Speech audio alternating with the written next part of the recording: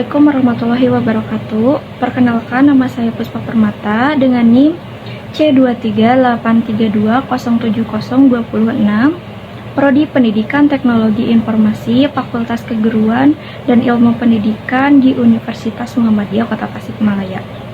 Di sini saya akan menjelaskan salah satu materi tentang memori eksternal, yaitu mata kuliah Arsitektur Organisasi Komputer. Baik, saya di sini akan menjelaskan apa sih memori eksternal itu. Memori eksternal adalah sebuah penyimpanan data yang terletak di luar CPU yang berfungsi untuk menyimpan data dalam jumlah besar secara permanen. Kapasitasnya juga jauh lebih besar daripada memori utama, yaitu RAM. Contohnya memori eksternal yaitu hard disk, SSD, flash drive, CD atau DVD, dan cold storage. Kelebihan dan kekurangan memori eksternal. Yang pertama, kelebihannya kapasitas penyimpanan lebih besar, data disimpan secara permanen, portable dan mudah dibawa, harganya semakin terjangkau. Yang kedua, kekurangannya, kecepatan akses data lebih lambat dibandingkan memori utama, bisa rusak jika tidak dirawat dengan baik, rentan terhadap virus dan malware. Yang selanjutnya, batasan memori internal. Kapasitas terbatas, RAM modern umumnya memiliki kapasitas 4 GB sampai dengan 128 GB. Yang kedua, aplikasi dan data modern yang membutuhkan banyak ruangan penyimpanan. Yang kedua, volatilitas.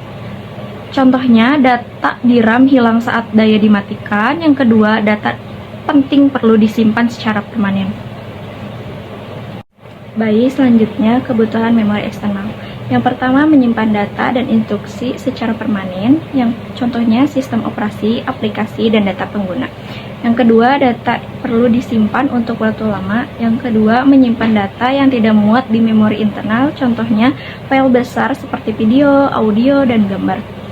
Dataset untuk analisis data dan machine learning.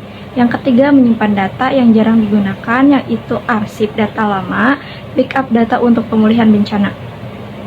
Baik, yang selanjutnya, pengertian dan tujuan memori eksternal.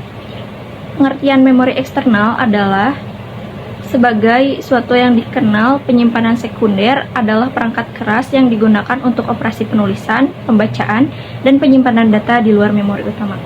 Yang kedua, tujuan. Memori eksternal memiliki dua tujuan utama. Yang pertama, sebagai penyimpanan permanen untuk membantu fungsi RAM, dan kedua, untuk menyediakan memori yang murah dan berkapasitas yang tinggi. Oke, selanjutnya, akses dan kapasitas memori eksternal.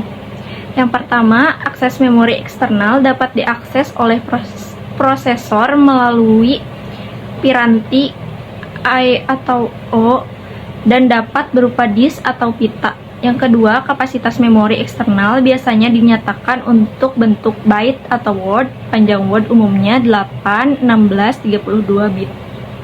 Perbandingan dengan memori internal. Memori internal berupa RAM, random access memory yang berfungsi untuk menyimpan program yang diolah untuk sementara waktu, dan ROM, read-only memory, yaitu memori yang bisa dibaca dan berguna sebagai penyedia informasi pada saat komputer pertama kali dinyalakan.